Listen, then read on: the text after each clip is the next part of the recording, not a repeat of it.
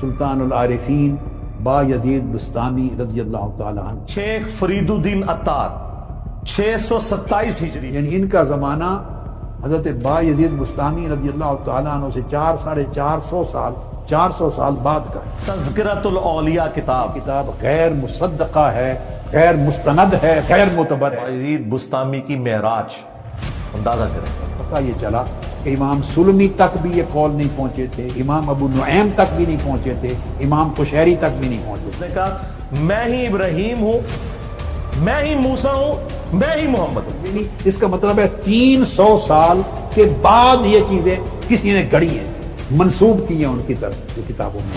اور نیچے لکھا کہ اسے بھی معراج ہوئی ہے اور اس نے اللہ تعالیٰ کی زیارت کی ہے، باجید نے خود دعویٰ کیا۔ حضور السلام کی حدیث میں موضوع چیزیں درج کر دی جاتی تھی، احادیث نبوی میں۔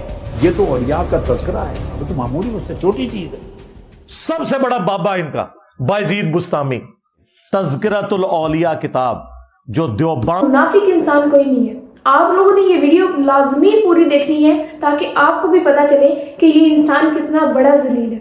ڈاکٹر طاہر القادری نے کتاب تذکرۃ الاولیاء کے بارے میں بتایا ہے کہ یہ کتاب میں نے 50 سال پہلے پڑھی تھی اور مجھے تب ہی پتا چل گیا تھا کہ یہ کتاب صحیح نہیں ہے، یہ جھوٹی منسوب کی گئی ہے۔ تو اس کے بارے میں مرزا صاحب کا موقف سنیں۔ لیکن بتا رہے کب ہے؟ 52 سال کے بعد۔ شیم آن یو یار، تو نے 52 سال تک بے شرمی کے ساتھ صوفیاء کے دفاع میں مجرمانہ خاموشی اختیار کی، اور ہزاروں لوگوں کا ایمان اسٹیج پہ لگتا رہا اور تو یہ تماشا دیکھتا رہا اور کہہ رہے مجھے تو 52 سال پہلے پتا چل گیا تھا۔ واہ واہ، 52 سال تک خاموشی۔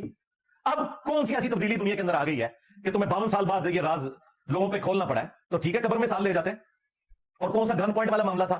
زندگی موت کی کشمکش بھی نہیں تھی، صرف اپنے فرقے کی، صوفیاء کی، دین تصوف کی حفاظت کا معاملہ تھا۔ ان کا یہ جو دعویٰ تھا کہ مجھے 50 سال پہلے پتا چل گیا، تو ڈاکٹر صاحب اس پہ آپ نے اعلانیہ اس گناہ کے اوپر اعلانیہ معافی مانگنی ہے۔ آپ نے صرف ذکر کیا مجھے پتا چل گیا تھا، لیکن 50 سال تک لوگوں کے عقیدے خراب ہوتے رہے، آپ نے جرت نہیں کی۔ آج ہماری دعوت کی وجہ سے آپ کو وہ گرمائش محسوس ہوئی تو آپ میدان عمل میں اترے۔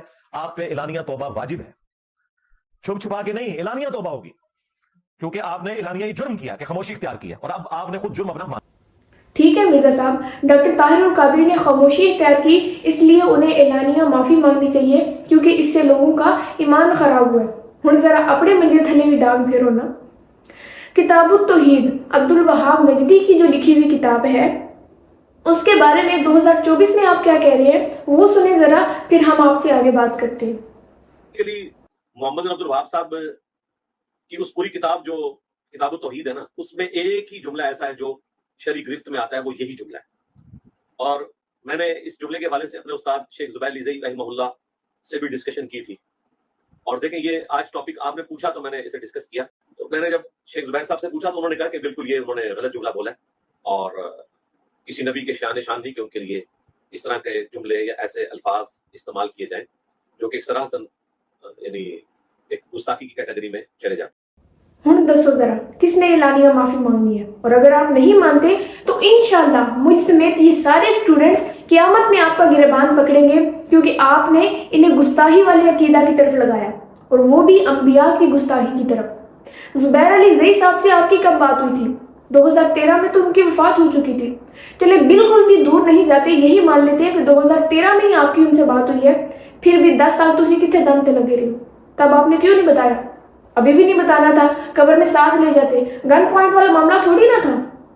10 سال آپ نے لوگوں کے عقائد خراب کیے ہیں۔ ڈاکٹر طاہر القادری نے تو صرف خاموشی اختیار کی ہے، آپ نے تو باقاعدہ اس کی تعریفیں کی ہیں، لوگوں کو اس کے پیچھے لگایا کہ یہ تو 24 کیرٹ سونا ہے۔ ذرا سنیں۔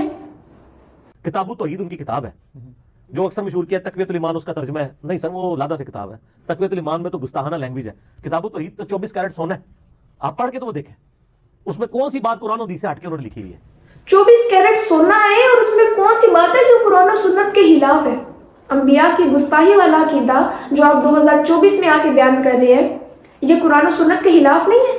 2024 میں آ کے آپ اپنے جرم کا اعتراف کر رہے ہیں، تو اب آپ اس کی اعلانیہ توبہ بھی کریں اور سب سے معافی بھی مانگیں ادھر، ورنہ آپ سے بڑا منافق انسان کوئی نہیں ہے۔ 2013 میں آپ کو پتا چل چکا تھا کہ اس میں قرآن و سنت کے خلاف عقائد ہے، پھر آپ 2018 میں کیوں کہہ رہے تھے کہ اس میں تو کوئی بھی بات نہیں ہے جو قرآن و سنت کے خلاف ہو؟